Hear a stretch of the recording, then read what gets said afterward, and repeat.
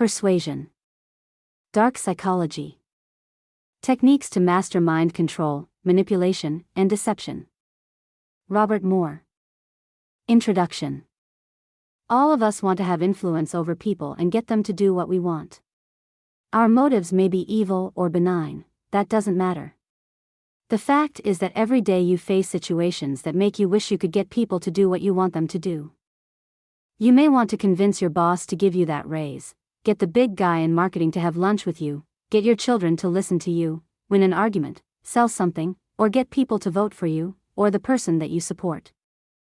You can do it the easy way by trying to cajole them or present your side of the argument and take the chance that they'll say no. Or you can do it the easier way by being persuasive, using subconscious techniques, and basically manipulating people into doing or saying what you want. The purpose of this book is to go the latter way and teach you to understand people, comprehend what motivates them, and use that to your advantage. You can use what I tell you to get people to always say yes. I'll teach you how to be compelling and become the controller. I'll also talk to you about neuro-linguistic programming or NLP and how you can use it to master the art of manipulation. We'll also be discussing strategies and tactics you can use to ensure that you win. Leave your ethics at the doorstep. This book is all about deception, controlling people's responses and behavior, and getting them to do what you want them to do. Welcome to the dark side. What are you waiting for? It's 7 Untold Secrets, my best-selling guide on women's psychology, attraction, and seduction. Believe me, this stuff will change your life, you won't regret it. Chapter 1, What Motivates People. If you're lucky, you're a people person. You understand people and are good with them. You know what drives them and you know how to use that to get them to do stuff as you want. Life is easy for you. If, however, you're like me and you're not born with some special persuasion talents, then what you're probably doing is taking strategies and techniques that others have used before you and utilizing them, a rather hit-and-miss way of doing things. If you know what drives people to do what they do or make the decisions that they make, you will have no trouble getting them to go your way. You can apply what you know not just to one person but to groups of people too. Therefore, here are the 7 basic motivations that drive people. The need to belong. Everyone feels this need. Look at high school, there are cliques everywhere. Much as we'd like to believe that things change in later life, that is simply not true. Most of us work very hard to be accepted and to avoid being left out. Inevitably, there is some group that you want to be a part of, whether it's the coolest colleagues you have or the upper echelons of the corporate structure. Not being able to become part of your dream group can make you feel angry, depressed, or sad, or maybe all of them together. After all, human beings are social creatures and isolation isn't natural for us. We need to feel that we belong somewhere, and we'll work very hard to ensure that we get that acceptance. Since the need to belong is innate to pretty much everyone to some degree, you merely need to identify it and use it to get people to do what you want. Here are some ways in which you can manage that. Use nouns rather than verbs to make your request. Nouns create a sense of group identity and get the person you're targeting to feel as though they're part of something bigger than themselves. Think of blood donation drives. The drives that use a slogan such as, "Be a donor," are much more likely to be effective than drives that direct you to donate now. Get people to trust you. If someone trusts you, he or she is much more likely to accede to a request than if they don't. Simple, right? Then why aren't you using it? Use the person's trust to get them to agree to things that you know they wouldn't have agreed to otherwise. For example, getting someone to invest in your fledgling home business is much easier if that person is a friend or an acquaintance you've known for some time. A total stranger who doesn't know you, much less trust you, will balk at just giving you the money. To get people's trust, make them believe that you trust them. This part is very important if you want the previous point to work. Trust doesn't exist in a vacuum, and as such, you'll find that people trust you more easily if you give them the impression that you trust them. You may or may not actually do so, that is besides the point. What you want to remember is that trust engenders trust.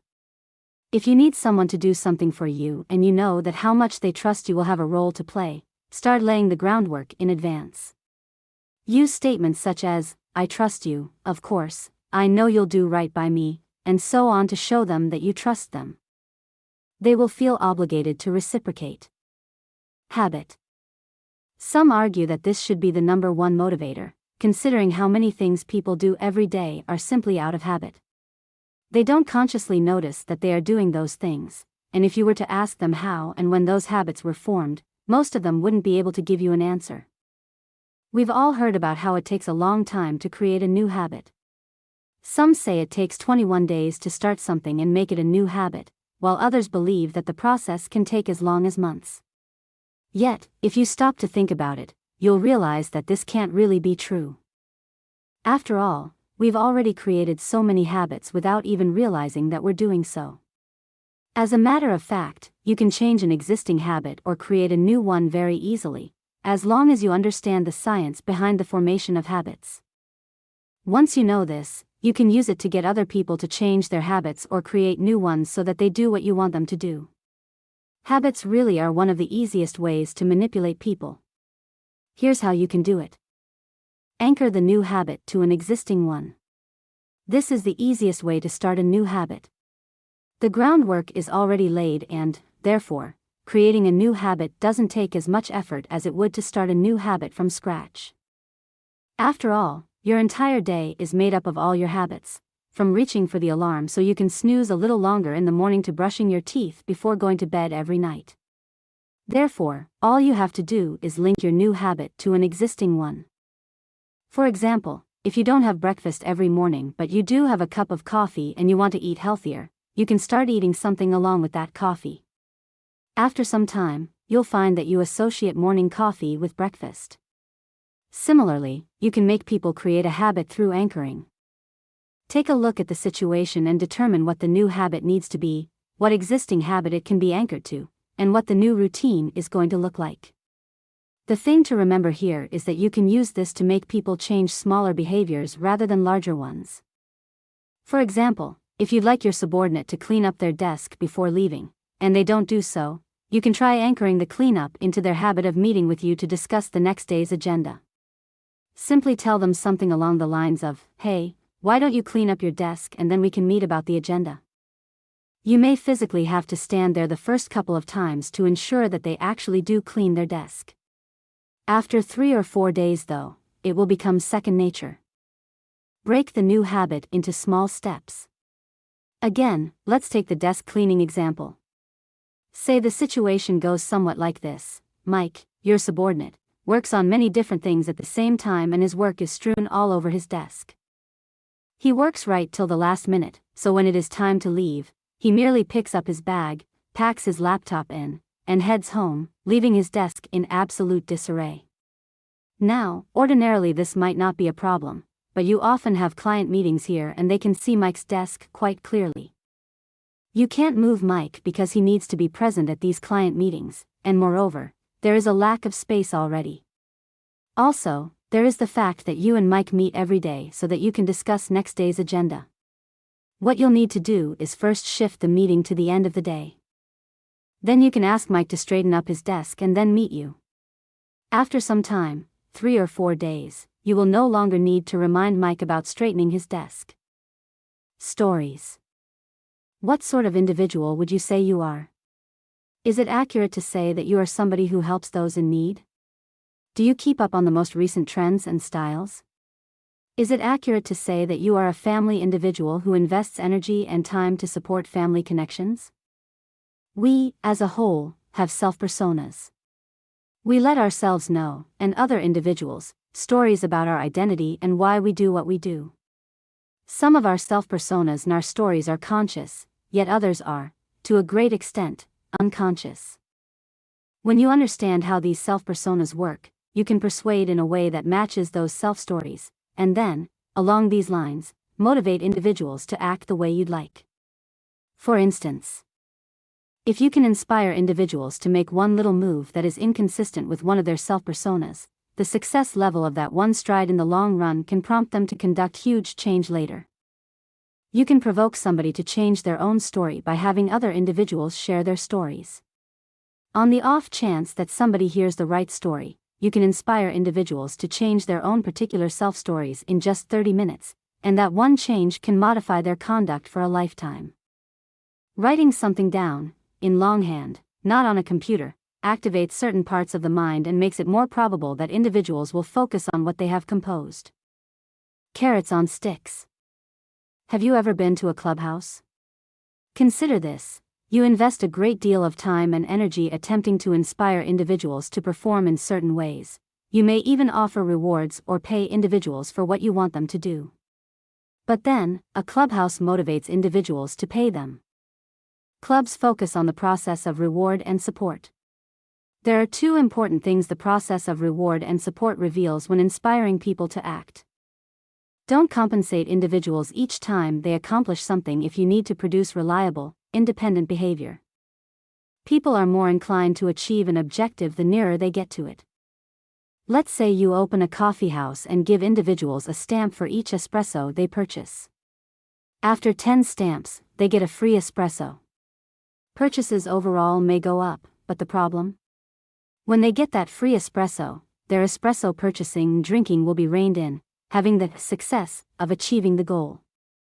In a similar carrots phrase, carrots and sticks, still calling to mind the image of a cart driver directing a stubborn mule, a balance between persuasion, the carrot, and punishment, the stick, is presented. However, when you rebuff somebody, it typically only works temporarily. Giving prizes is far more powerful to influence behaviors than discipline. Senses. Let's say you're driving and an accident takes place ahead. You know it's disrespectful to slow down and gawk, but then you feel the powerful temptation to do precisely that. Being intrigued by risk is one of our fundamental senses. Impulses are solid, and they influence our conduct. Occasionally, you can motivate individuals to act just by taking advantage of these senses. For instance, people are more motivated by the fear of losing than the likelihood of gaining something. Leverage on that fear of losing. Describe what life would be like without the things they love the most. You can also apply this principle to goals and objectives. Not only should there be a reward for accomplishing them, but you should also decide the negative consequence when they're not accomplished. The negative consequence will motivate the individual much more than the positive reward. We are essentially all control freaks. The desire to take control over your environment begins as early as 4 months old. Let someone feel in control, even though they aren't, and they'll be far more inclined to say yes to your requests. When individuals are miserable or terrified, they most crave what is familiar. But, when they're glad and agreeable, they'll look for something new. The desire for mastery. Much more dependable than giving an external reward is the longing for dominance. Individuals are remarkably motivated by learning information and acing certain skills or abilities. Certain circumstances energize that desire for authority, while others hinder it. You can maximize what has already been learned from studying how others achieve authority to set up conditions that will drive that desire for dominance in others and inspire them to act. For instance, giving individuals self-sufficiency over what they are doing will empower them to ace a skill or ability and will persuade them to work harder. If individuals feel that something is troublesome, they will be more motivated to do it. Don't blend praise with criticism if you are trying to incite the desire for authority. Hold back the praise, and only give criticism. Traps of the mind. You've likely observed visual fantasies, where your eye and mind believe they're seeing things other than what's expected, other than the way they truly are. What you may not understand is that there are subjective figments, as well. The tendencies for this are based on the way we think. Our brains are wired to bounce to snappy conclusions. This is helpful in responding rapidly to our surroundings. However, in some cases, these quick conclusions and choices prompt us to intellectual fantasies. You can utilize these traps of the psyche to motivate individuals to act.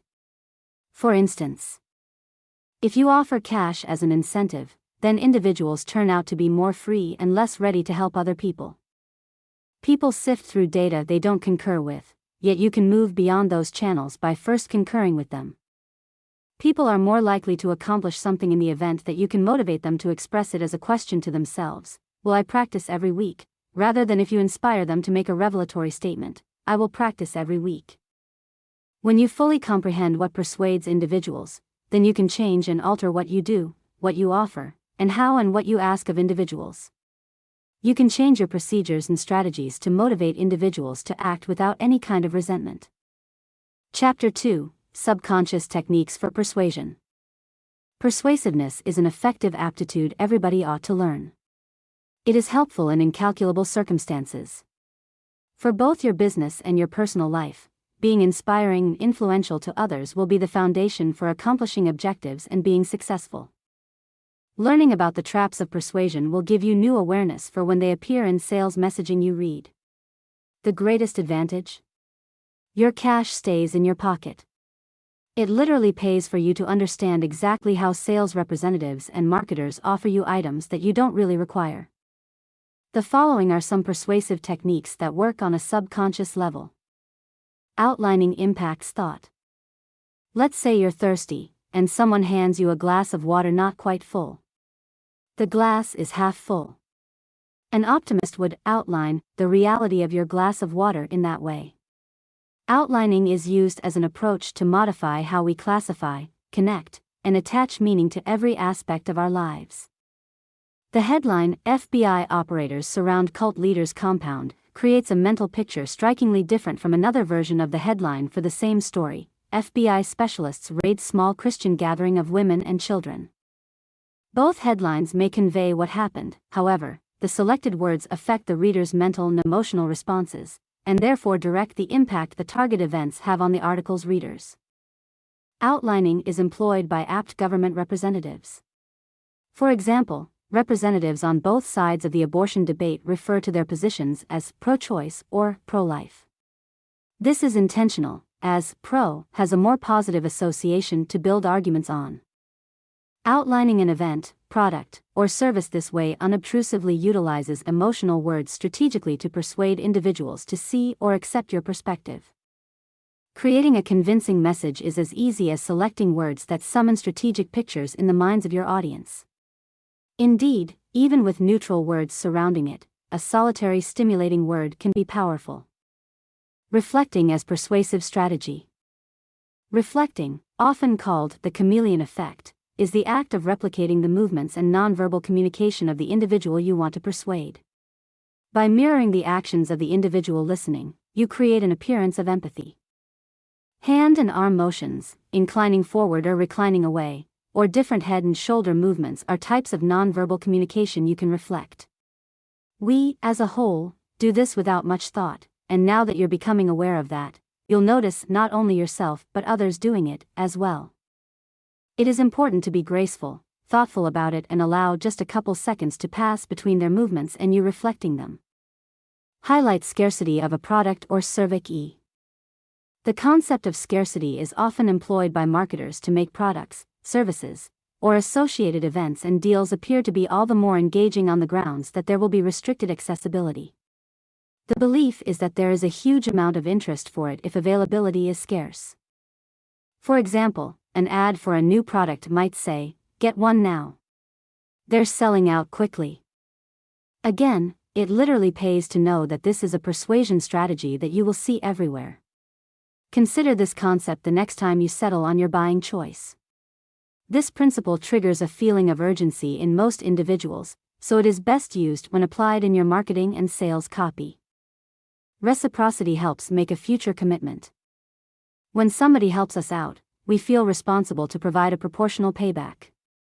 All in all, the next time you need someone to accomplish something beneficial for you, consider doing something unexpectedly pleasant for them first.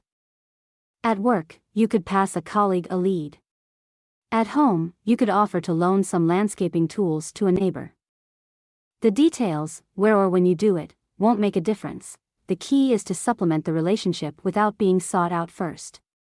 Lead with value and give it freely, without overtly expecting anything in return, and their response will come. Timing can bolster your good fortune.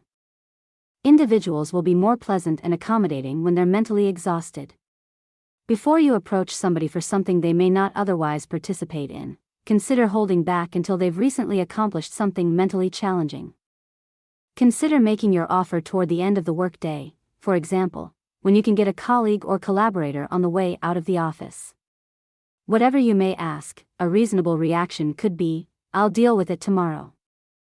Enhance compliance to acquire a needed result.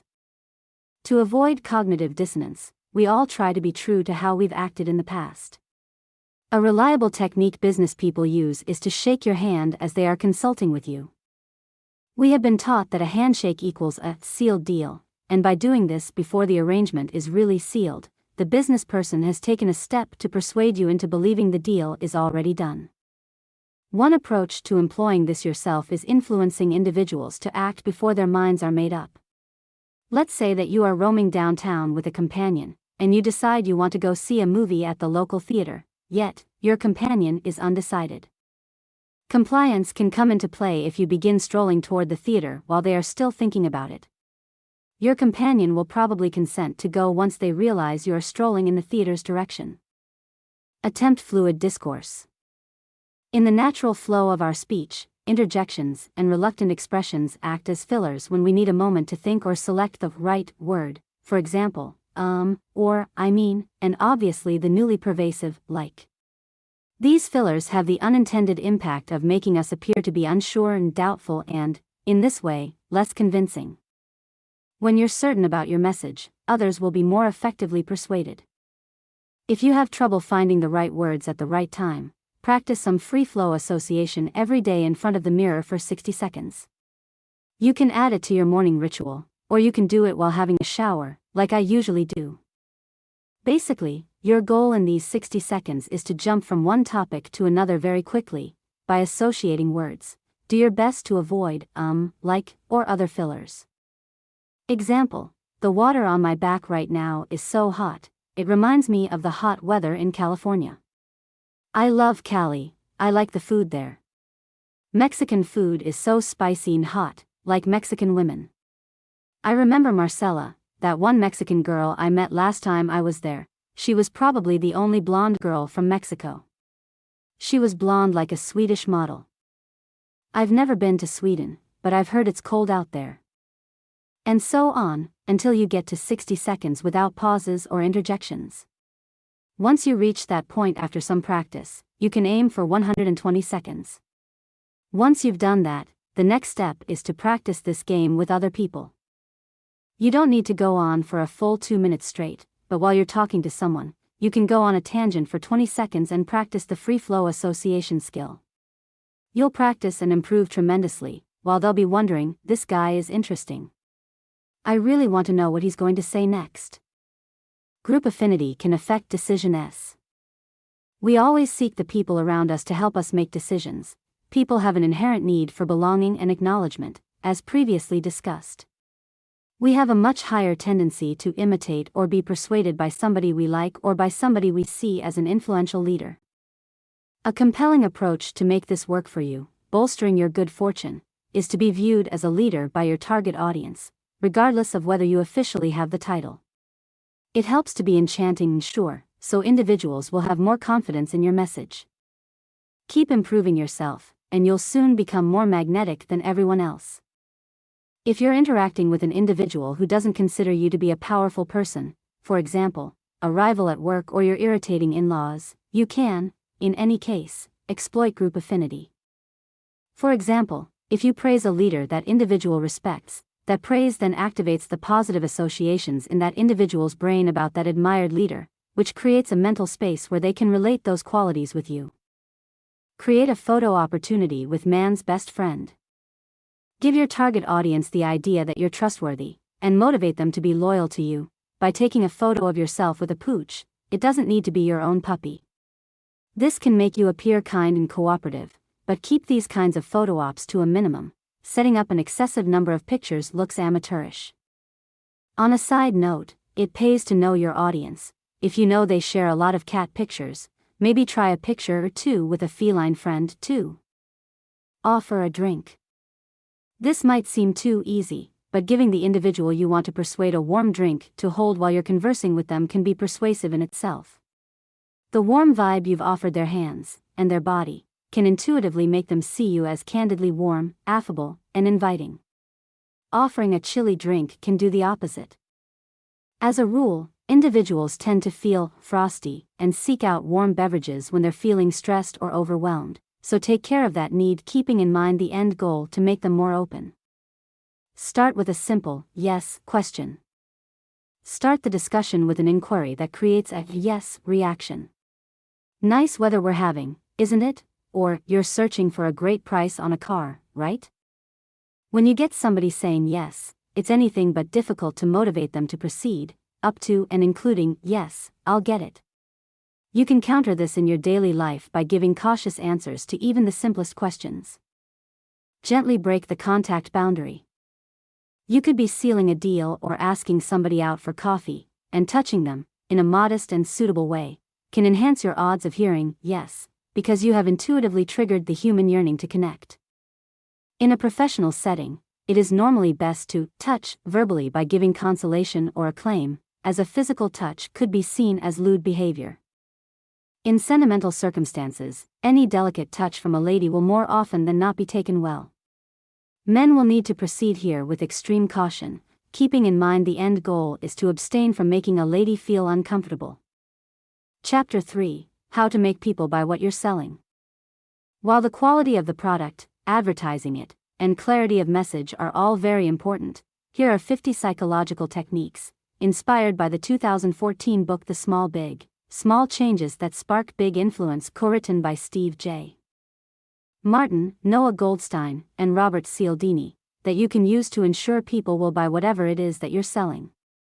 Several psychological techniques for influence and persuasion are based on Cialdini's 6 principles of persuasion: authority, reciprocity, liking, scarcity, consistency, and consensus, and the popular theory that our brains have 2 systems for deduction and fixing issues: System 1, quick, impulsive, and instinctive, and System 2, moderate, contemplative, and intentional.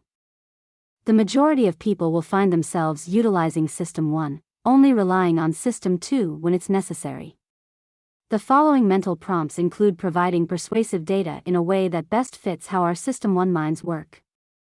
Persuade customers to purchase your product/service by providing them real-time or long-term statistics regarding the number of customers who have already purchased your product/service. Persuade people to embrace another, or your, perspective, especially when going against a group/tradition, by associating that group/tradition with undesirable outcomes or situations. Persuade customers to invest by discussing the losses or gains of working outside the standard. For instance, if a person purchasing is the standard, then note the losses of not purchasing. However, if making a purchase is not the standard, note the gains of purchasing, or working outside the standard. Persuade customers to purchase new products or services, at the risk of deviating from a social standard, by utilizing active social proof with images or statistics showing others actively purchasing said product or service. For example, if the social standard is to download similar software illegally, use a series of images to show how others bought your software through approved channels. Persuade individuals to focus on your message by including their first and last names whenever realistically possible. Using a person's proper name prompts them to pay attention. This originates from the cocktail party theory, which is based on the phenomenon that even above idle group conversation, a person will pay attention when somebody speaks his or her name. Persuade customers to purchase with a central message highlighting how your audience is both comparable to fellow purchasers and standouts from those who don't purchase. Persuade individuals to take up your promotional offers by keeping them fresh and innovative. Similar to the adage about familiarity and contempt, familiarity in message style, format, or tone can breed brand/message boredom in your audience. Persuading customers to purchase can be easier if you start by confirming a pre-sale agreement. For instance, voluntarily joining an email list. People are more likely to consider your offers if they enjoy and trust the regular messages you send. From the previous step, persuading customers, and people in general, often works best by making advances in short strides. Start by reassuring them and asking them to partake in a minimal, and free, if possible, act that leads them toward purchasing. Affirming and proactive cues can be employed later to seek an actual purchase, once trust has been established. Persuade individuals to purchase, or even consider, items or services that are typically frowned upon or outright shunned by giving them an opportunity to counter the feelings of guilt and pursue the desired item or service without worry. Persuade customers with images or messages showing how purchasing or using your item or service is beneficial to others as opposed to focusing on individual profit.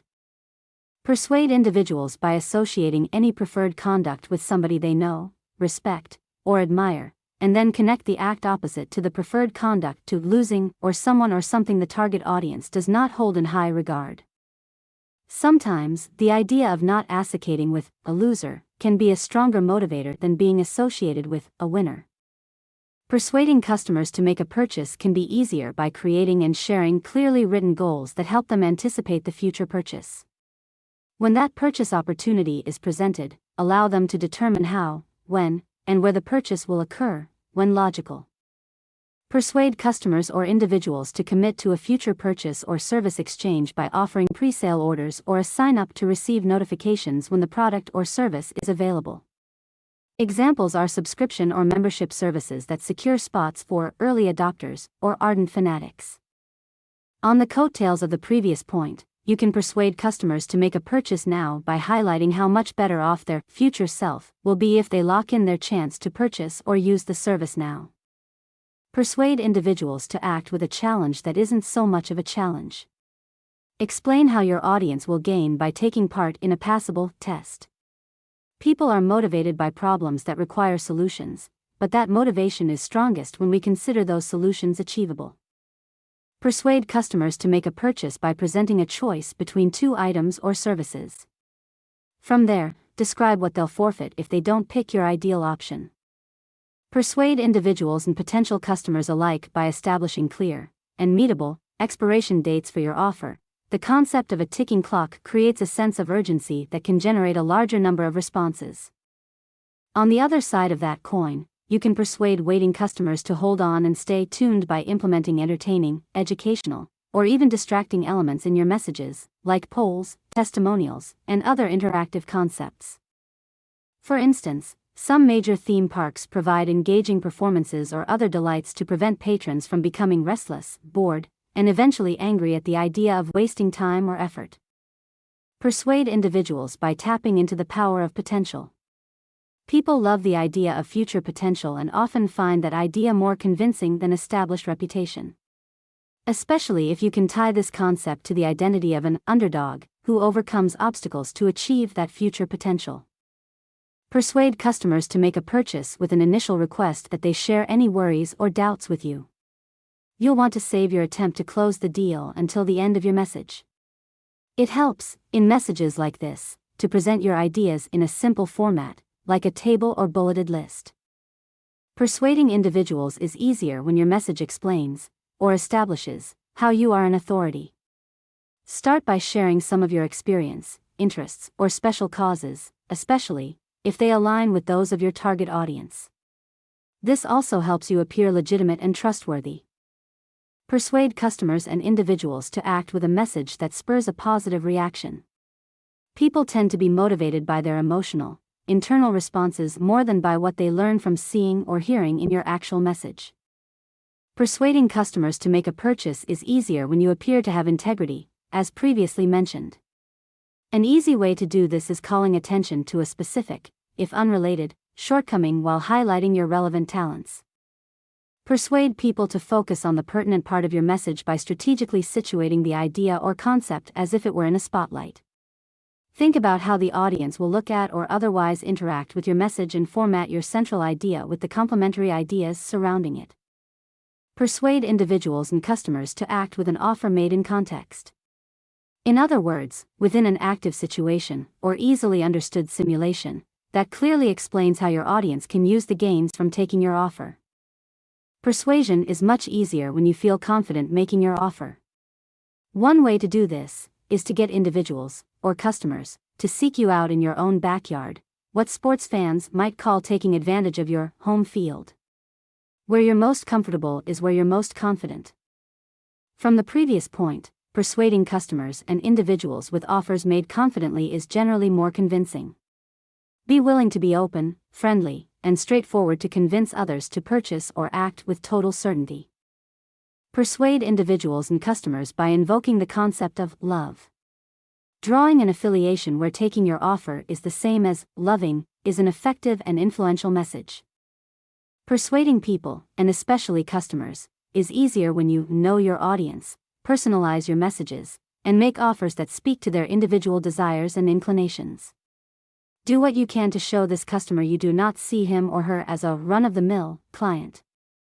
Persuade people to act or accept your offer with a proactive effort to help them out before they ask it of you. This creates an environment for setting up a response later, typically, a purchase or service exchange.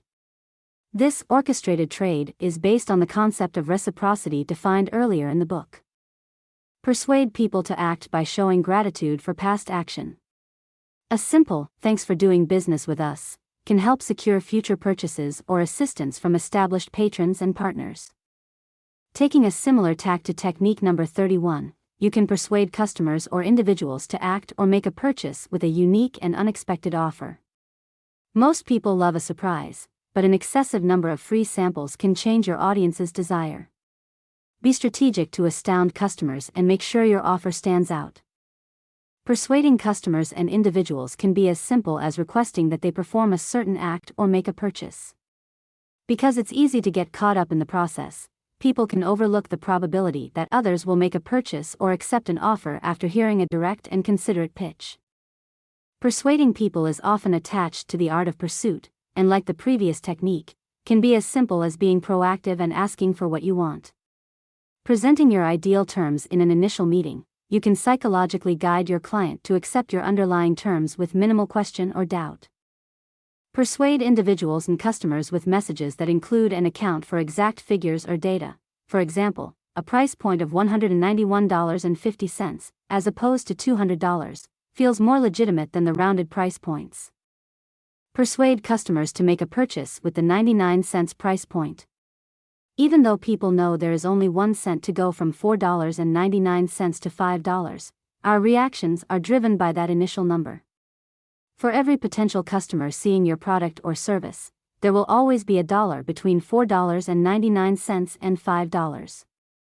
In a similar vein, considering how people think of money and value, try persuading customers to make a purchase by situating what you are offering next to a costlier choice. Though you may not ever sell that costlier item, it works to sell the product or service you want the customer to purchase. Persuade individuals or customers to take your offer or make a purchase with a concise, direct appeal. Strip the offer down to its essence.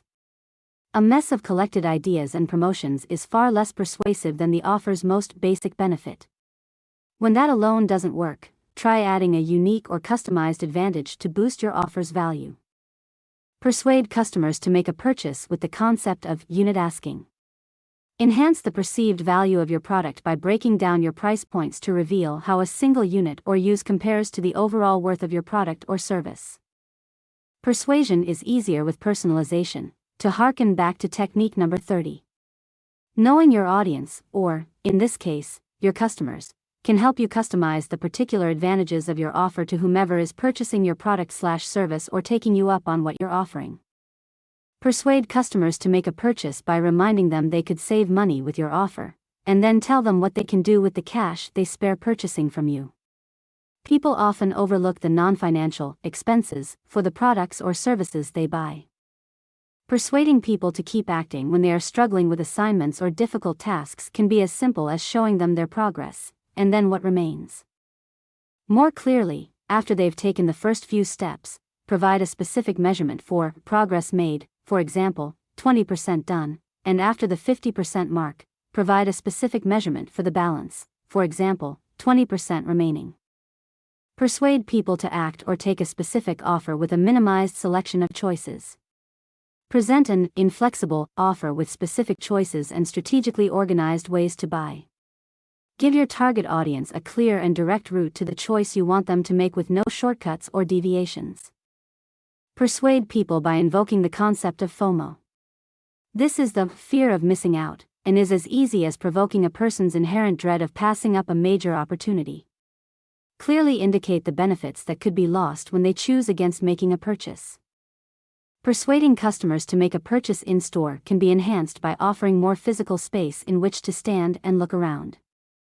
Think larger aisles, smaller, less obtrusive point-of-purchase displays, or roomier demonstration spaces for vendors.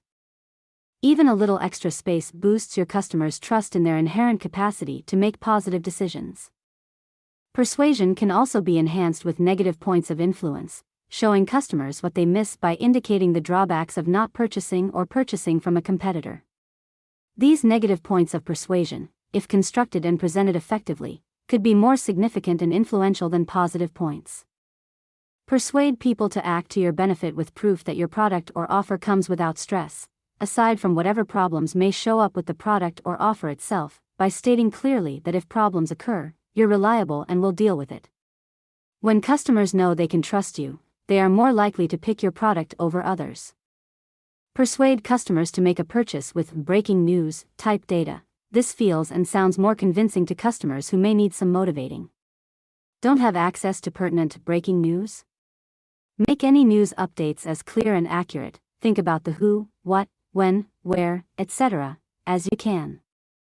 The more specific you are, the more legitimate you appear. Persuading people to act in your benefit can be as easy as making them smile or laugh. When you can make individuals or customers laugh and smile, you invoke positive feelings, which they will associate with you, and instigate trust. Additional persuasion tips. There are also other tips you can use to make people buy what you're selling, whether it's a product or a service. Read carefully, and you will notice that you can start using what you read as early as today. Tip number 1. Give customers multiple, next step, products to buy. If you want to sell more, when you're already trying to create a product or a service that sells, you should provide your customers a product path to walk down. In short, you need to think about 2, 3, 4, or more products down the same line, so when your buyer gets what he or she needs from the first product, you have already provided something else to solve their next problem as well. For example, if you are selling a new kind of laptop, you can then create a mailing list to give customers the possibility to stay up to date about new software or hardware related to the product they've already bought. So, to be even clearer, you can ask yourself, what does the customer need immediately after using my product or service? Then start thinking about ideas for additional products or services to create as soon as possible. Tip number 2. Generate ideas for content quickly. If you want to spend less time creating products and focus on making money instead, carefully read this section. When you talk about information products, simpler is better. Communicate everything in a simple and efficient way. If you do this in the right way, people will keep coming back to you to have even more of what you offer them. Coming up with content sometimes seems to be the most important point for the majority of content creators, because they think they have to show everything, and they get stuck not being able to find the perfect thing to create. If you find yourself in this category of creators and you're paralyzed, without any more ideas, there's an easy way to overcome that. All you need to do is have a look at what's already been created, or written, or drawn, and so on, within your realm of experience, then hold a brainstorming session with yourself and try to figure out a new idea to fill a gap among what's already out there.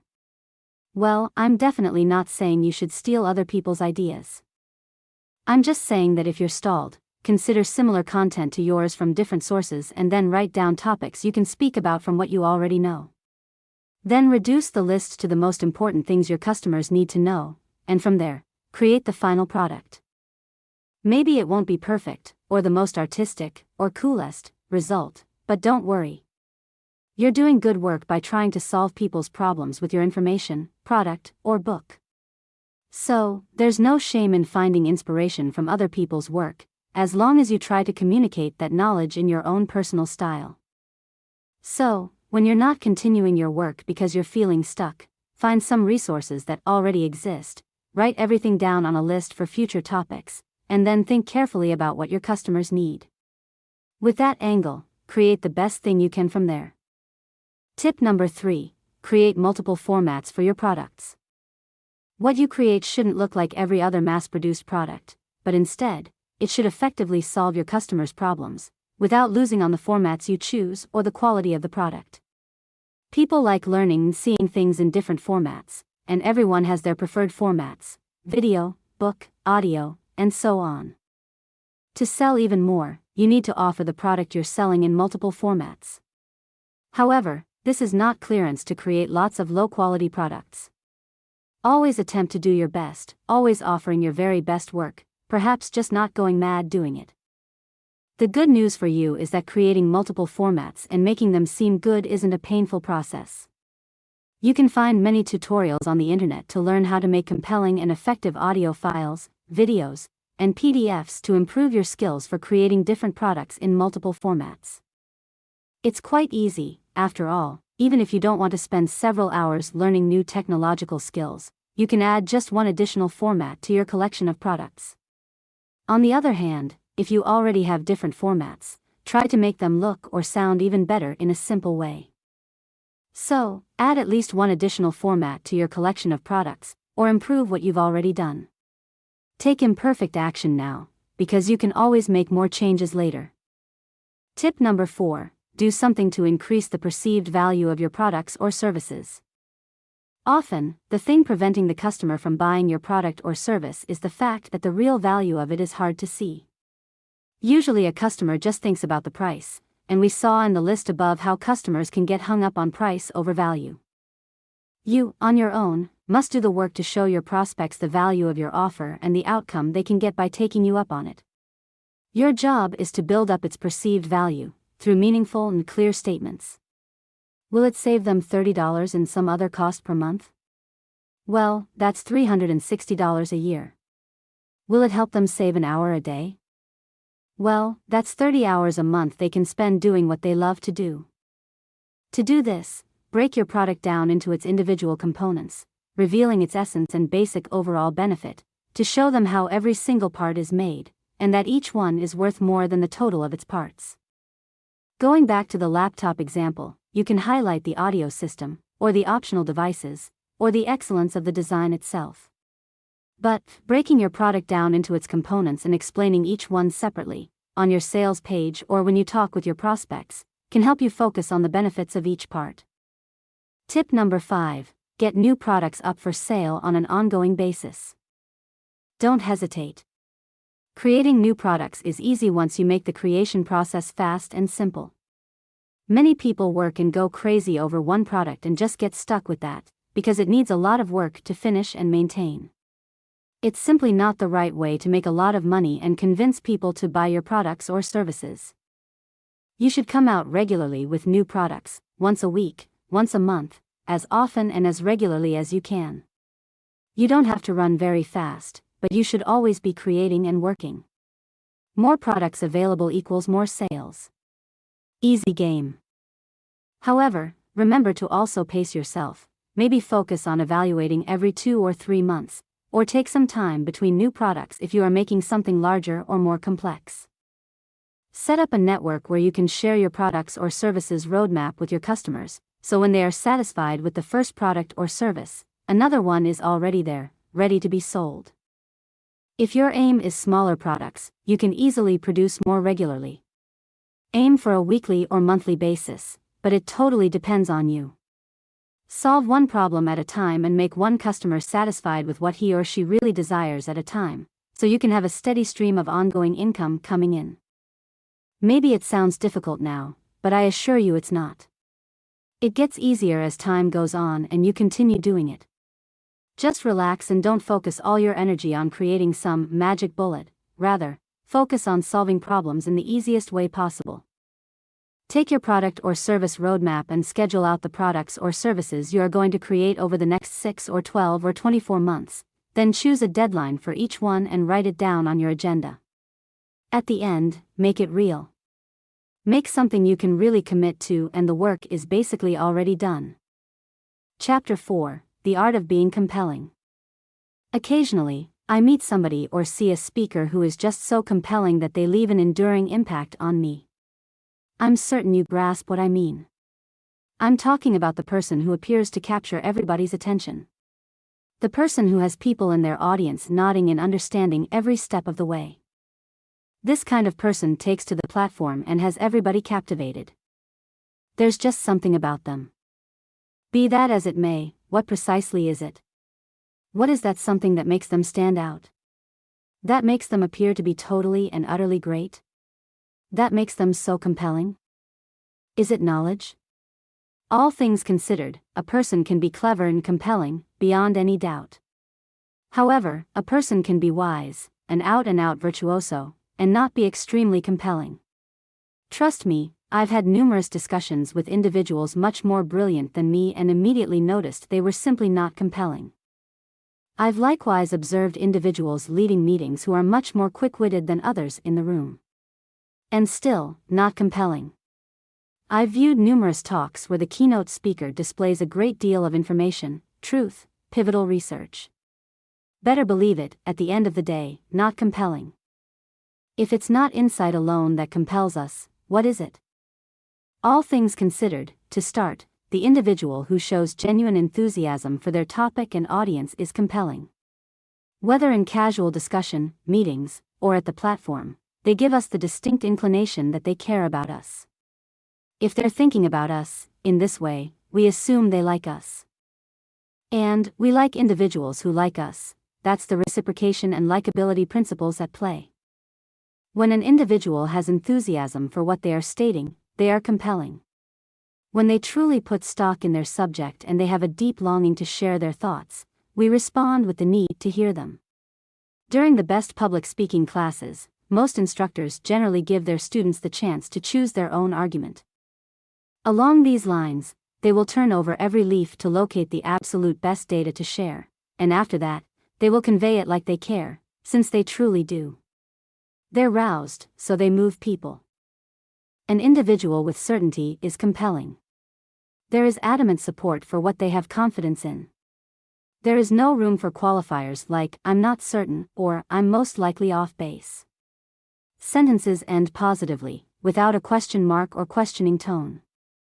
This kind of individual sits straight, stands tall, and looks at the audience without flinching. They are conversational, grinning and transmitting energy. Excitement for the topic is clear, and the audience is a magnet. That excitement pulls the audience into his message. We end up clinging to his words, one after the other. Some may call it appeal, some call it fascination. Others simply call it that extraordinary something. It doesn't generally make a difference what we call it, we just know it when we see it. When there's this simple engaging quality about a person, it makes us inspired by them and their thoughts. It's when this happens that we see them as compelling. Have you ever considered how to be more compelling? If you need to make a change, you want to have an effect. Having an effect requires a reason or cause and an eagerness to contribute a bit of yourself to effect change. A compelling individual stands a far better shot of generating results than the individuals who are not.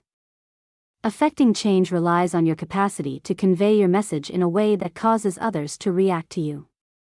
In the event that you are not a compelling individual, you may be frustrated at your inability to generate results.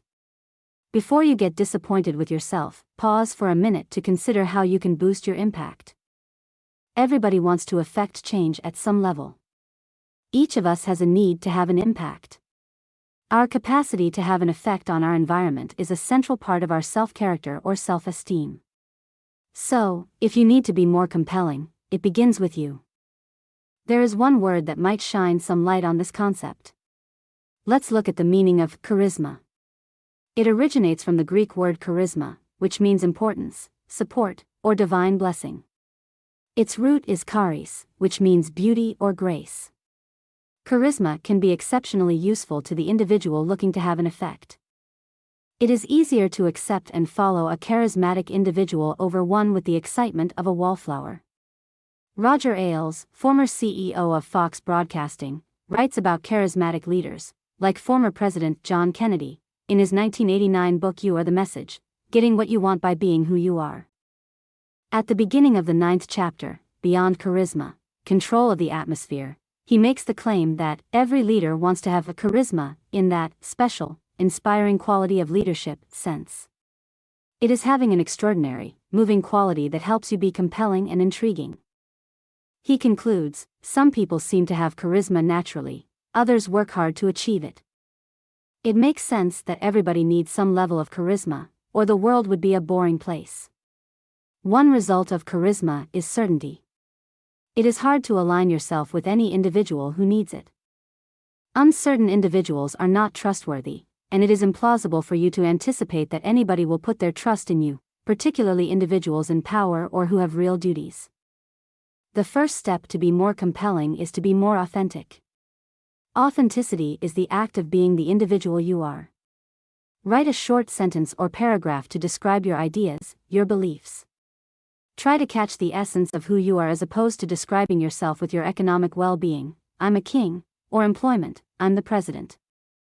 Those are worldly in nature and shaky foundations for your character because they can change. Instead, concentrate on your tendencies, your inherent nature. For example, are you mindful, engaged, keen, supportive, shrewd, thrifty, or empowering? Likewise, consider causes, traditions, or hobbies that characterize your life in your statement. Being who you are is one of the most important things to being more compelling. This effort can lead individuals to trust in you and enhance your capacity to persuade those you look to impact. Building a sound and steady individual character is fundamental for individuals to bolster you, your thoughts, or your cause. It is anything but difficult to connect compelling individuals to charismatic personalities. Ailes worked with U.S. presidents and motion picture stars throughout his long profession. He understands charisma, and likewise understands everybody can use some level of charisma if they are to have any impact on others. However, he indicates that it isn't something reserved for a few. He expands our view of the charismatic individual by stating that charisma doesn't require a man to be noisy or ostentatious. The best test is whether individuals respond to you rather than you responding to them. Inspiring others to listen and respectfully respond is a genuine sign that you have a compelling impact. So how would you do this? Consider these attributes charismatic individuals normally display. They comprehend and acknowledge who they are and present a strong personality. This helps them identify with others and listen to others respectfully. They accept life as it is and live authentically. They have a mission and objectives for life that are greater than themselves. Compelling individuals don't live by the expression, "It's all about me." They anticipate good faith without entitlement. They take a long-term approach that may require a great deal of effort, yet it doesn't require a blind leap of faith for more difficult cases. They respect the contributions of others to their authority or work. The very meaning of charisma is comfort. A positive reaction does not boost their inner self, but rather prompts them to share credit. They understand the value they bring to a situation and don't question their capacities. They are skilled individuals who convey confidence and show others how it's done. They focus on their central goal or mission, and the associated objectives. This is only possible when these goals and objectives are consistent with their characteristic inspirations. Certain lifetime accomplishments, one-of-a-kind encounters, or individual qualities can boost your charisma. Consider the visually impaired man who climbs Mount Everest, a lady surviving a horrifying plane crash, or being raised in an environment that produces personality traits such as boldness, authority, and confidence as illustrations. These are things that you don't really have control over in your life. You can be more compelling by taking dynamic strides other charismatic individuals have taken to enhance your own personality. Chapter 5: Neuro-linguistic Programming and Manipulation. Everybody's conceived with a similar essential neurology. Our capacity to do anything in life, whether it's swimming the length of a pool, cooking a feast, or writing a book, relies upon how we control our sensory system. Along these lines, quite a bit of neuro-linguistic programming, NLP, is dedicated to figuring out how to think more effectively and communicate more adequately with yourself as well as other people. But what does NLP really mean? Neuro is about your neurological framework. NLP depends on the fact that we encounter the world through our 5 basic senses and interpret that sensory data, sight, sound, taste, touch, and smell, into manners of thinking, both conscious and unconscious. Perspectives trigger the neurological framework, which influences physiology, feelings, and conduct. Linguistic alludes to the way individuals utilize language to understand the world, and then convey that experience to others. In NLP, linguistics is the investigation of how the words you speak impact your experience. Programming draws intensely from learning hypotheses and determines how we code, or rationally perceive and understand, our experience. Your own programming comprises the inner procedures and methodologies, thinking designs, that you use to make decisions, fix problems, learn, analyze, and achieve desired outcomes.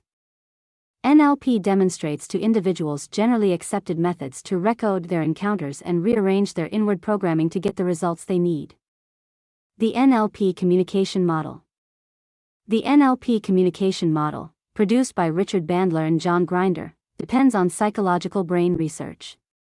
As indicated by the NLP correspondence display, when somebody acts intentionally, their external behavior, a response is created inside you, your internal, i.e. mental or emotional, reaction. Which makes you react intentionally, your external behavior, which then makes a chain response inside the other individual, their internal reaction, and the cycle proceeds. The internal reaction is comprised of a person's thought processes and the nature of their mental state. The thought processes comprise self-talk, pictures, and sounds, and the mental state is the sentiments that are experienced. How to manipulate using NLP. Controlling thoughts. The way our brain works can be seen remotely through an electroencephalograph, EEG, and it measures the condition of one's awareness, the force of thought waves, sharpness, and action of the psyche. Science has identified 4 different brainwave states: beta, alpha, theta, and delta. Beta is the conscious state we experience every day, for example, when walking around, with brainwaves in the 14 to 30 Hz range. We generate beta brainwaves by moving around and thinking. In this state, the brain is constantly active, and you may experience a lot of thoughts going on in your mind. That's the typical situation of a stressed out, 21st century person. Alpha is a lightly relaxed, drowsy state. The brain is operating in the 7 to 14 Hz range, and this is where a state of hypnosis and visualization can occur. This is the typical state that you experience when you start a meditation session. Theta is the light sleep state or deep meditative state, and it's also the lucid dreaming state. The brain operates in the 3 to 7 Hz range. This state is easy to access through guided meditations or by just going to sleep. Finally, delta is the deep sleep, healing state, which generates brainwaves in the 0.5 to 3 Hz range. Why am I telling you this? Well, you're here to learn how to persuade, influence, and manipulate other people's minds. To effectively do that, you can take advantage of the alpha state. In fact, this specific state operates as a bridge between the conscious mind, beta state, and the subconscious mind, theta state. The alpha state allows us conscious access to the unknown material located in our subconscious mind. When you find yourself in a hypnotic state, this alpha bridge gives you the opportunity to reprogram your subconscious mind, because your psyche turns out to be more suggestive to the orders and can be easily customized. You can access this knowledge and information to help you better understand your actions, behaviors, and motivations, and you can also change your habits and belief systems. Of course, anything you can apply to yourself, you could also apply it to others. That's why being able to induce an alpha state in other people is an invaluable skill to master.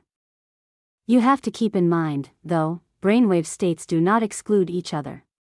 You can be in the beta state of mind while walking or talking, but still be producing some alpha waves as well.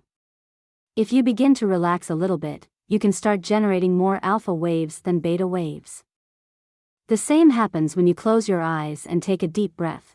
You'll probably enter a deeper alpha state, even though you'll most likely generate some theta waves too. Remember that you are the one who generates these different electrical signals. And by learning how to manipulate your brain waves just a little, you can also learn how to generate the mental state necessary to effectively hypnotize yourself or others. Entering the alpha state. First of all, you need to relax. Close your eyes and take a few deep breaths, and you'll soon be generating some alpha waves. When someone achieves an alpha state, their subconscious mind is ready to be manipulated or programmed. At this point, you can use suggestions and visualizations to send effective messages to their subconscious mind to make a desired change happen. Visualizations are especially effective because the subconscious mind works best with symbols, images, and clear visions. If the person has old belief systems or core issues that are left intact, his or her mind may be conflicted trying to reconcile the old belief systems with the new ones. So it's important to first let go of beliefs or core issues that created the unwanted behavior in the first place, and only then can we influence the subconscious mind to help us create the desired behavior. Mind perception. Impressions from signals in our surroundings unintentionally impact our thoughts to a specific degree. Up to 99% of our subjective actions might be unconscious. Along these lines, it is possible to influence someone's psyche by priming the environment, putting a specific object or message near the subject that sidesteps the conscious personality, but is picked up instead by the subconscious personality.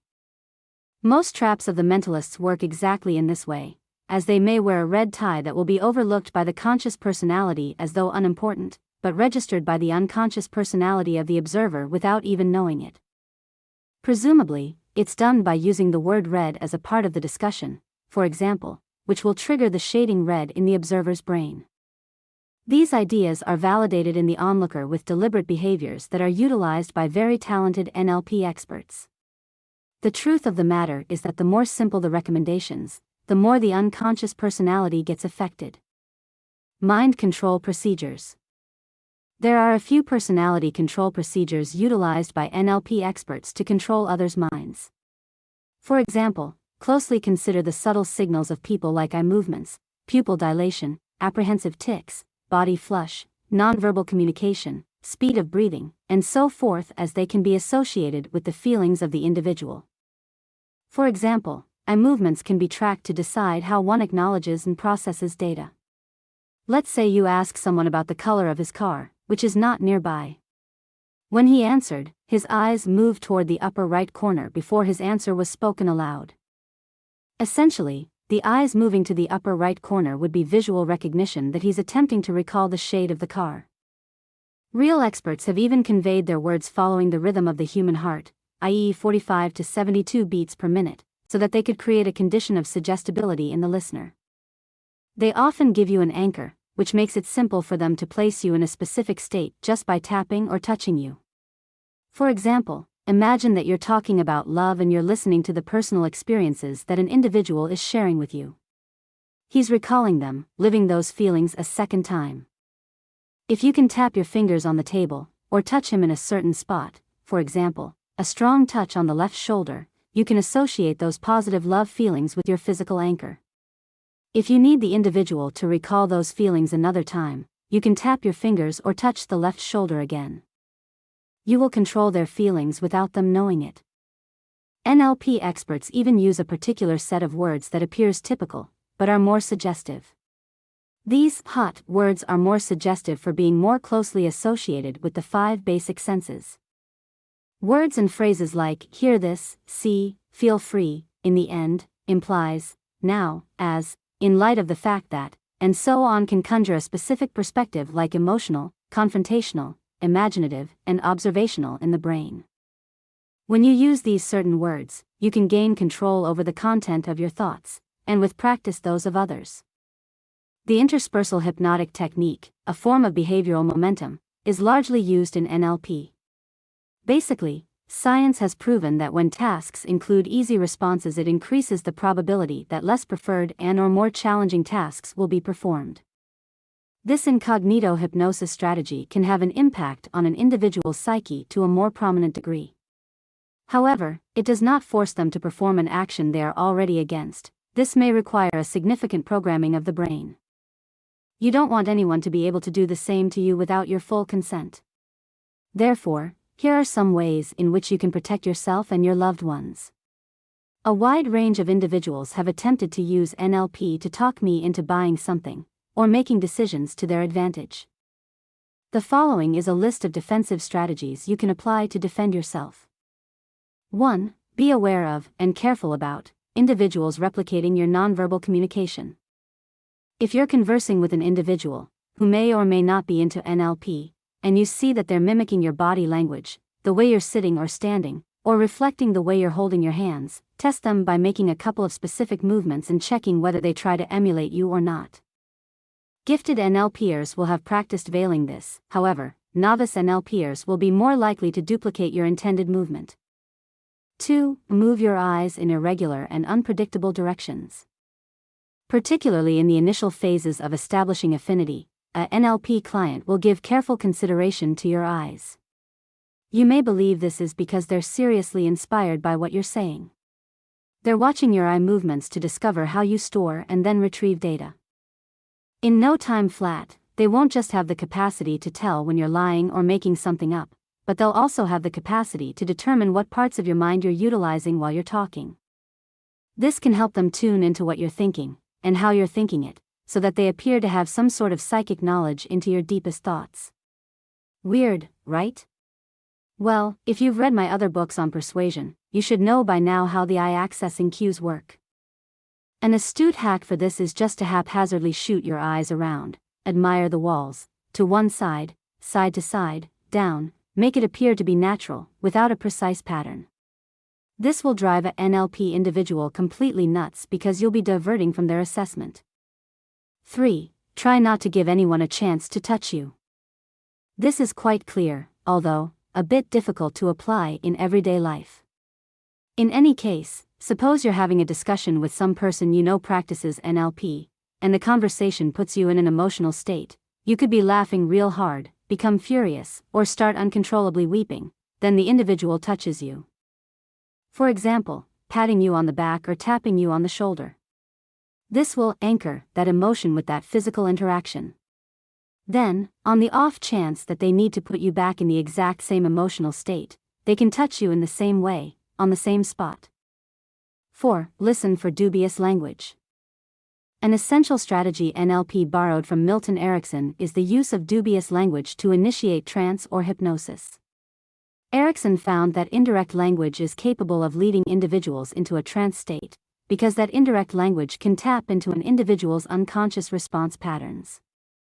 On the other hand, using more direct language could prevent an individual from entering hypnosis because it may not connect at the unconscious level.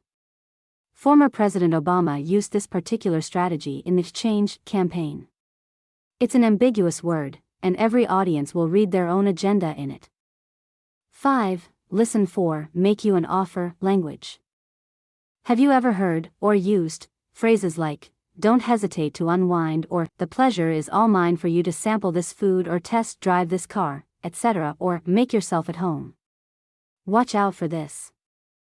This is noteworthy knowledge from pre-NLP therapeutic specialists like Erickson. An ideal approach to inspire a person to accomplish something is by asking them to give you authorization. That's the reason gifted specialists will, by and large, never direct you to a specific act, go into a stupor.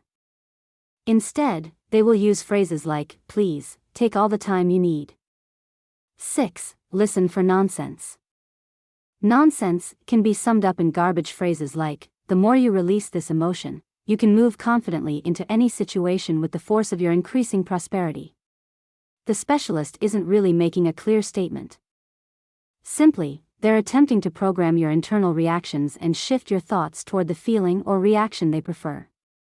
Thwart these attempts by asking things like, "Would you be more straightforward?" or "What precisely do you mean by that?" Two things will happen: it disrupts the strategy and shifts the discussion into clear, concise language, breaking the hypnotic strength of the dubious language examined earlier. 7. Find the hidden meaning. Individuals practicing NLP rely on language with subtle and/or layered implications. With the statement, "Healthy nourishment and regular sleep for me are far more critical than anything else," wouldn't you say? It appears to be undeniable, and you could likely concur with little question or thought. Beyond any doubt, nourishment and rest are vital, but that isn't the only vital thing happening in that statement. You might be wondering, what's the subtle or layered message? Healthy nourishment and regular sleep for me are far more critical. Even though the speaker emphasized themselves and their opinion, the structure of the closing question, "Wouldn't you say?" asks you to consent to it. That's the first step toward the "make you an offer" language discussed earlier. 8. Be aware of your attention. Exercise extreme caution when daydreaming around people who practice NLP. Even looking off into the distance is enough to welcome a word or touch that might trigger your unconscious. Here's an illustration. a NLP client wanted to motivate me to provide unpaid work for some brand marketing. For a second, I wasn't paying complete attention, basically staring off into space. And, without letting a single second pass by, she began with the not-so-subtle attempt to practice the power of suggestion, C.7. She started by discussing how she almost never uses her marketing budget, because outlets and business vendors send her samples and review copies of products and media for no cost. No upfront costs, she murmured. Everything I need, anything, I just get it for free. She'd simply made it too easy to catch on. 9. Remember you are in control. When you are being presented with a choice, give yourself a chance to think it over and avoid making large or small decisions off the cuff. Try to give yourself at least 24 hours before settling on a choice. Especially, if you think, or realize, you're being controlled. Remember you are in control, and simply remove yourself. NLP systems are most used by sales and retail employees to trigger hasty purchases. When you recognize this, simply leave. You don't have to accept just because something is offered. 10. Follow your instincts. Most essential to this list, when your gut reacts first, you wonder if this person is messing with you, something feels too good to be true, or you just feel uncomfortable, don't ignore it. Especially if you work regularly with NLP individuals, quite often, they can appear to be shady. If you feel confident enough, or that it won't endanger your safety, call them out on using NLP methods and leave the situation or ask that they stop. Chapter 6. Powerful Social Media Persuasion Techniques. Now we will explore 6 techniques used by the greatest social media influencers to persuade people in the virtual world. These techniques can be absolutely helpful if your purpose is to make your voice, your opinions, or your ideas heard, repeated, and valued. In other words, if you want your message to be influential. I'm sure you'll recognize most of them. In fact, the persuasion principles are always the same, whether you're trying to influence offline or online, but it's interesting to see how versatile they are. 1. Reciprocation. Basically, the rule of reciprocation says that you should try to repay what another person has already provided you. If someone does you a favor, you should find a way to do him or her another one in return. If you receive a birthday present, for example, you should remember then the other person's birthday and give him or her a gift in return. Again, if someone invites you to a party, you should then invite this person back to one of your parties. At least, that's what society has taught us since we were little kids, and we carry this form of social pressure with us when we grow up. This kind of reciprocation is actually the same in the social media world. For example, we are more likely to retweet someone who has already retweeted us. Or we link to people who have linked to us before. Also, we usually have more trust in a business after we have been provided with free value. Used manipulatively, this fact can turn into a boost that can help you to have thousands of followers in a really short time, and none of whom may actually care about what you're saying, or writing, or selling. It's worth it, right? It can be used in a more positive and constructive way, too, of course. If you concentrate on initiating reciprocity by providing free value or service to people in your network, you will then earn far more influence with them. And not because the gift economy is a new concept in marketing, but because following the rule of reciprocity is how we are wired as humans. It's simply something in our nature. 2. Commitment and consistency. After making a choice or taking a stand, we will encounter personal and interpersonal pressures to behave consistently with that commitment. This commitment and its pressures will make us act in certain ways, so that we can easily justify the decisions we've made. You, as I do, probably follow too many people on Instagram. And maybe you are signed up for RSS feeds or newsletters that just fill your inbox, more than you can really read daily. Regularly reducing your following list or unsubscribing from newsletters you don't read would eliminate many of these distractions.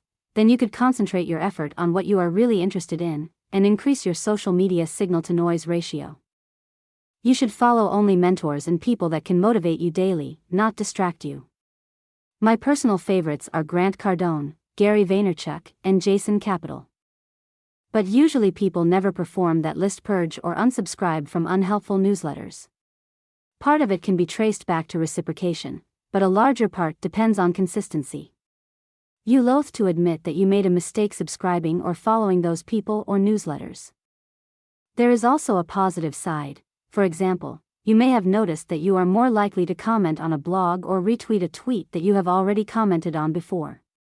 This happens especially if you're now signed in to comment on the blog during future visits. In applying the principle of consistency, you want to remind people of their earlier positive commitments through incentives, public display, and an easy operation to improve their commitment. It works for Amazon Prime, for example, and especially Amazon's reviewer system. And it will work for developing blog comments in a blog community, too. 3. Social proof. In daily life, we often determine correct behavior with a method that lots of people use, and may not realize it: vicarious learning. This type of learning is based on seeing what other people do, or have been taught is correct, and then modeling them. Thinking about your own life, how often have you viewed a behavior as more correct after you see other people doing it first? For example, if you are at a party with good music but no one is dancing, you would hardly start dancing on your own. But when someone else at the party, for some strange and personal reason, starts dancing, it's more probable that you and the other guys and girls will start dancing too, in a sort of collective attraction to the music. Coming back to social media, this same idea applies. Think about how impressed you feel when someone else has a ton of blog subscribers, YouTube views, Twitter and Instagram followers, Facebook likes, or even many good reviews on Amazon. Yes, you might think that they have used some tricks or gamed the system, example autofollow and similar, but the initial reaction to the huge amount of people around someone on a social media profile will always be the same combination of disbelief, amazement, and probably also a bit of envy. To combine these ideas, vicarious learning in an unconscious, peer pressure, of sorts, gives us the concept of social proof. Companies and individuals alike that focus on the positive side of this concept can gain long-term and loyal customers. Reciprocation even plays a small role through the creation of value for others. You might be wondering how. Let's say you're a blogger with an interest in publishing looking for more followers. You could start by offering to write engaging content for guest spots on blogs you already follow, propose to interview independent authors with a new book, or things like that. Doing activities like these alone does not provide social proof. It's when those bloggers and authors follow your blog in exchange for the content you created that social proof starts to work on the readers that choose to follow you after that. But it also helps you to have a small support network capable of giving you some retweets and blog comments before seeking out your favorite bloggers and authors.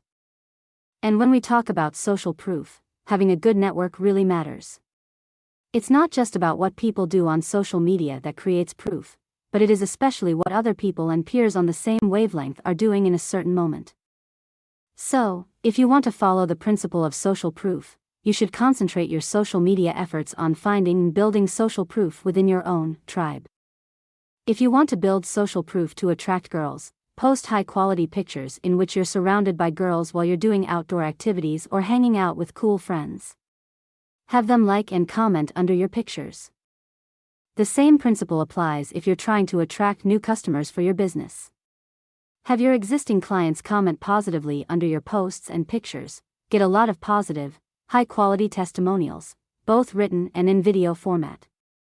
The more social proof you can display, the better. 4. Liking. It's known that we prefer to say yes to people we know and like. Let's have a look at the reasons why this happens.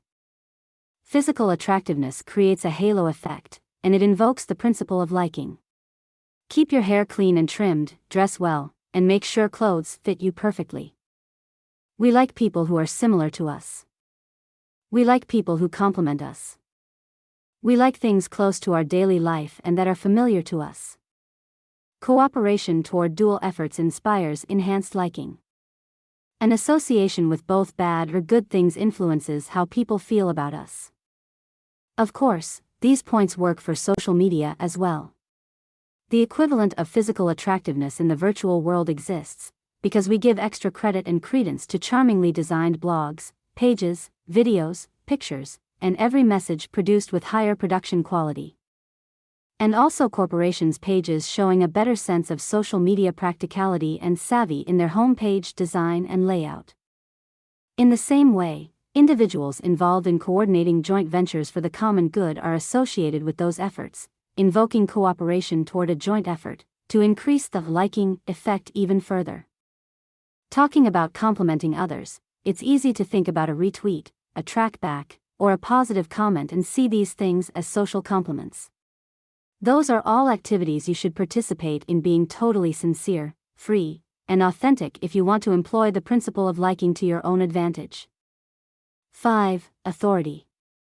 In social media, authority basically focuses on virtual trappings, less than titles and clothes, as in real life. There's a huge difference between perceived expertise and real expertise. It means that someone known for blogging about a certain subject, for example offering an intelligent commentary on a subject, will probably be perceived as a more trusted expert than a true, but unknown, non-blogging expert. So, the first one has a bigger online influence as an authority, whether this is built up or real. Maybe the shortest measure of authority is the number of people who will blindly buy or download a suggested resource or service based just on the authority's endorsement. How many people would buy or download something if an important blogger, or YouTuber, or an Instagram influencer with thousands of followers says it is something that really needed to be read, or used, or just to have it at home? One thing social media seems to spark is a clear understanding that authority is, or at least, should be, limited to a legitimate and a finite field of knowledge. So, make an effort to pay attention to people trying to convince you to buy something just because they have many followers, or positive reviews, or so on, when it's clear that the field they deal within is not their real field of expertise. 6. Scarcity. After reciprocity, this is probably the most used tool in social media. When bloggers, or anyone else dealing with social media, create a membership or subscription service, a newsletter, a closed group, or other things like these, it is never for an unlimited number of users or for an unlimited time. It's normal to see constructed limits, such as seats available, length of time to buy, etc., to maintain a certain level of scarcity. This way, they can create stable competition for services and prices, with the possibility of increasing the price and still selling at the same rate. Now you know how these weapons of influence are usually used against us by compliance professionals, but I also would encourage you to practice and use in your life the positive side of wielding influence to attain your purposes. In fact, especially in this fast-growing virtual reality, if you're not using social media on others, they're using it on you. Their ways are often subtle and easy to miss, but I think you'll be more aware of them after reading this chapter. And when you're aware of something, you can defend yourself against it. Here are some constructive ways to apply and master the principles of influence to increase your social media status, and to increase it in the real world as well. Focus on creating value and initiating the reciprocity relationship by giving some gifts to your social media contacts with highly valuable content for them. Compliment your friends, subscribers, and commenters sincerely, answering them in time and taking care of your community. Pay back compliments by commenting on their blogs, retweeting their tweets, liking their comments, and sharing their links. Always stay in touch with them, trying to reach out to them whenever it's possible. Remember to engage consistently on the social media platforms you decided to use, and stay away from new social media platforms that you are not logically able to use. That's okay, maybe you just don't have the right resources, time, ability, etc., to participate and remain active on them. Practice, learn by doing, and practice some more. When you become a master of a platform, you'll be able to apply what you've learned to new platforms, cutting the learning curve in half. Use social proof as reliability signals wherever it is suitable. For example, show off your number of subscribers, or followers, next to the subscribe, or follow, button. Start asking for high-quality testimonials. Try also to build up your network by commenting, retweeting, etc. Create a professional and inspiring design. It should be endearing, easy to understand, and easy to navigate, even if it's a blog or a Facebook page. Be sure that every element is exactly where your users think it should be. Edit your pictures to make them appear professional and high quality, A cool app you can use to easily modify your photos is called Snapseed. When you want to create a scenario that requires an immediate action, recall the scarcity principle to positively guide their behavior. But be honest about it. Don't change dates, times, or prizes at the last moment, and avoid weird things that might destroy the trust that you have built with a major effort of persuasion. Chapter 7: Mind Control Secrets. Have you ever wondered if mind control can be real? Have you ever had the desire to manipulate and control other people's minds? Have you ever wanted to try these things and see how they really work? Well, you're in the right place now. Continue reading this last chapter of the book to discover the power of mind control and how it works. Let's begin with saying that of course you can't completely control your friends, partners, customers, or whoever you are in touch with to do exactly what you want, or to transform them in mindless robots. Well, maybe we'll be able to do that one day in the future, but not yet. What you can do is subtly influence them, without them being aware of it. It's known that humans are often not in control of their actions, decisions, and behaviors, even though they believe the opposite is true. For instance, most of us have the deep belief that we have a stable sense of self that remains consistent, and that we can predict how we would act in the future. Could we really be so sure of how we'll behave in extreme situations?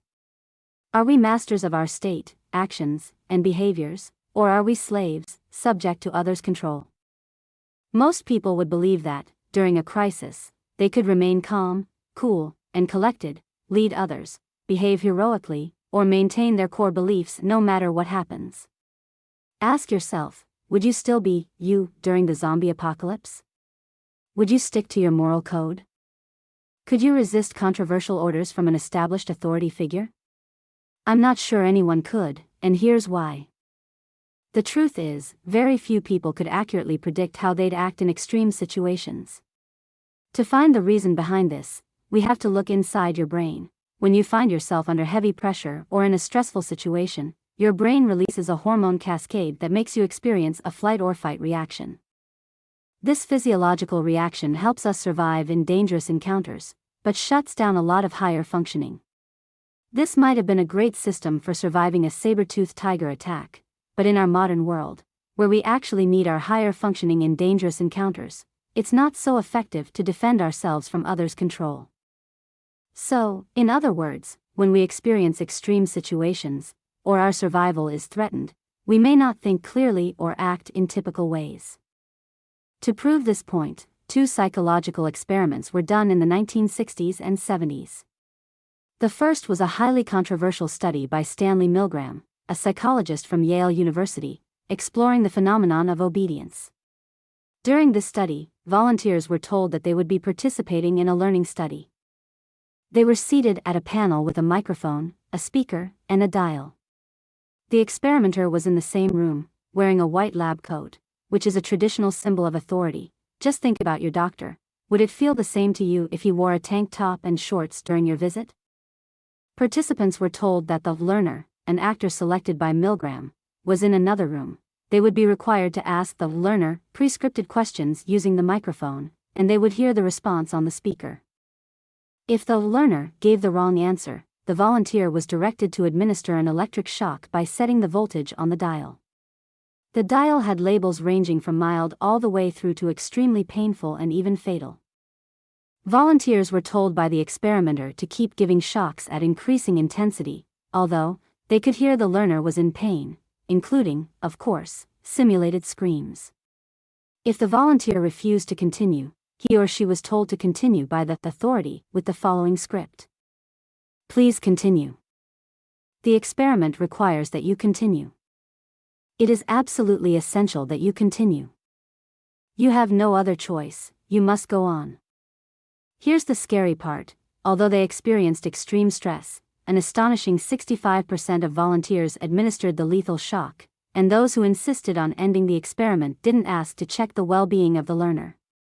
Most volunteers claimed they would never behave this way, but couldn't stand up to the authority. Milgram was interested in researching how far people would go in obeying an instruction if it involved harming another person, and he attempted to explain how easily ordinary people could be influenced into committing atrocities like the Nazis in World War II. The other disturbing study was the Stanford prison experiment run by Philip Zimbardo, which showed how people are easily manipulated into behaving in sadistic and cruel ways. A basement at Stanford University was modified to look exactly like a real prison, and a group of students volunteered for the simulation. They were randomly assigned to the role of prisoner or officer. Originally planned to run for 2 weeks, the experiment was shut down after only 6 days because of the ruthless, vicious behavior by the officers, who started behaving in sadistic ways toward the prisoners. Like the Milgram study, before the experiment, all the participants believed they would have stuck to their moral code, but found themselves acting in highly unpredictable ways in only a few days' time. Some of them developed their roles as officers and enforced authoritarian measures and subjected the prisoners to psychological tortures. During the following years, other experiments have demonstrated that we tend to agree with a group of people, even though we know that we're right and they're wrong. We'll slack off when we're working in a larger group, because we can get away with it. We'll often behave out of character as a member of a crowd, and can be easily manipulated into changing our opinion under certain conditions, such as authority, scarcity, safety, or comfort. Not only does this research demonstrate how easily and rapidly we can change our mind, but the scariest thing is the rationalization that we practice.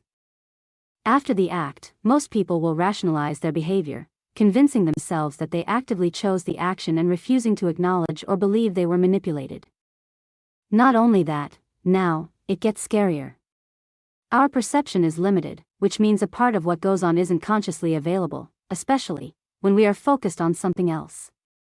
2 studies demonstrate this phenomenon clearly. In the first, experimenters asked participants to watch a video of people passing a basketball. The goal was to notice the number of passes by the players wearing a white shirt. In the middle of the video, a person in a gorilla suit walks across the screen. When focusing on the instructions, counting the passes by the people in white, most people didn't notice the gorilla running by and insisted that it wasn't there. In the second experiment, an experimenter asked random people for directions on the street. During the interaction, 2 fellow experimenters walked between them carrying a door, behind which the original experimenter was swapped for another person. Most of the time, the person giving directions didn't even notice. It's not just gross inattention, manipulation, and post hoc rationalization that modifies our behavior. You can use the great power of priming to change people's actions without any conscious awareness from them.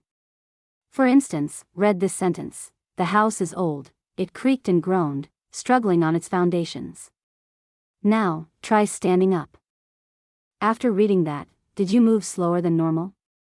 If so, you were primed by these words to think of old age. In a similar way, you can be primed to change your voting preference just based on the location of the polling booth. You can be primed at the grocery store, where the most expensive products are located on the shelves at eye level. Researchers claim all sorts of priming effects, suggesting that we can be manipulated without any knowledge on our part. Knowing will claim that any resulting behavior was our decision. You can now understand how these principles have been applied throughout history. This is not conspiracy theory at work but represents the innate desire to persuade, and even manipulate, others to achieve our ends. Next time you see an effective TV ad, meaning you want to buy the product, you can bet you've been manipulated.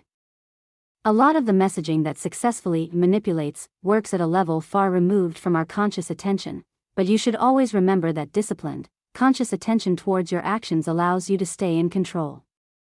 When you notice yourself acting, or feeling persuaded to act, in ways that aren't typical, use your new awareness and try to determine which technique is at play. Mind control and marketing. There are many other books concerning mind control. One above all is Dr. Robert Cialdini's influence, The Psychology of Persuasion, that shows clearly the scientific proof of mind control. In the next pages, I focus especially on one important topic: marketing. The most important thing in marketing can be summed up with just one word: yes. If you ask a commercial partner to promote your product, and he or she says, yes. If you ask your customers to buy your new product, and they say, yes. If you ask a blogger for a link, and he says, yes, well, then your blog, activity, business is working in the right way and you can really succeed. And the most important thing here is that you can learn how to do that. Here is a concise guide to mind control. Read it and then use these tips carefully for your advertising and non-business efforts alike. 1. Don't let them think for themselves.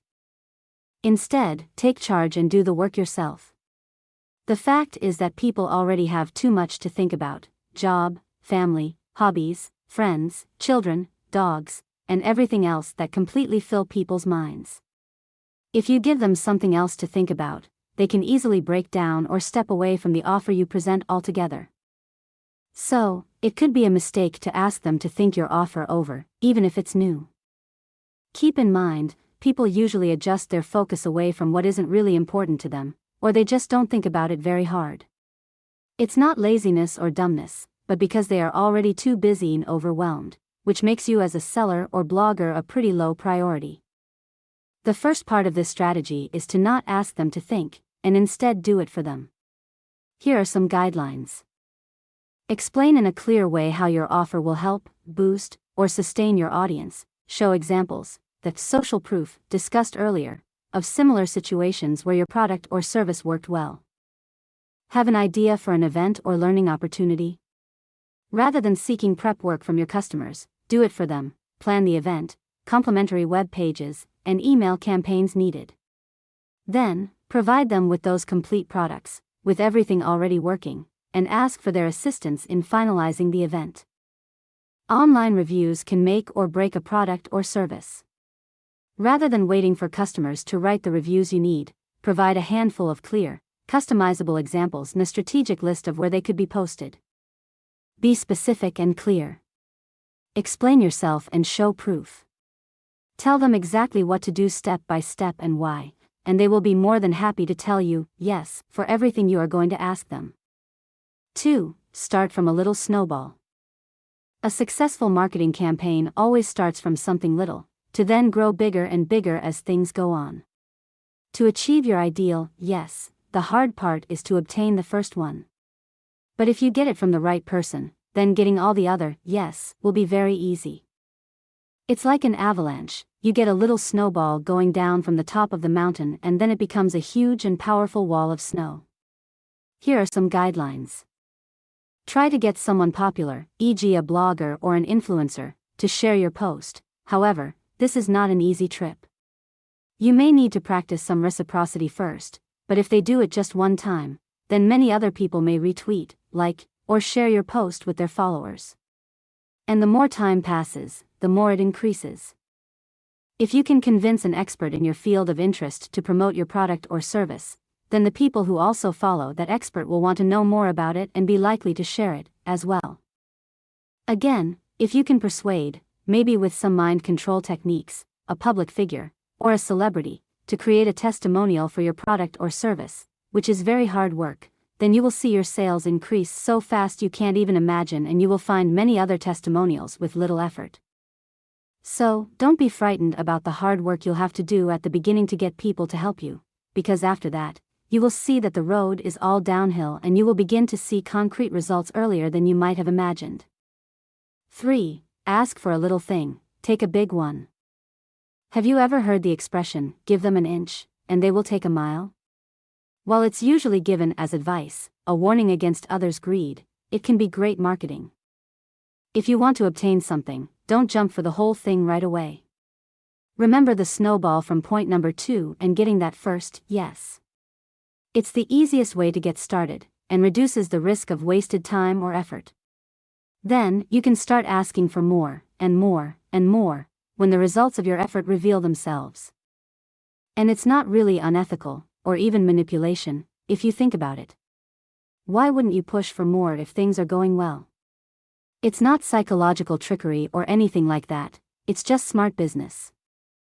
No one likes to risk everything immediately, maybe just some crazy poker players, and so offering progressive levels of commitment will really increase your chances of making them say yes without any regret. 4. Establish a real deadline. As you know, deadlines are important because they create a sense of urgency. But always remember, the important thing is that the deadline you set should be real.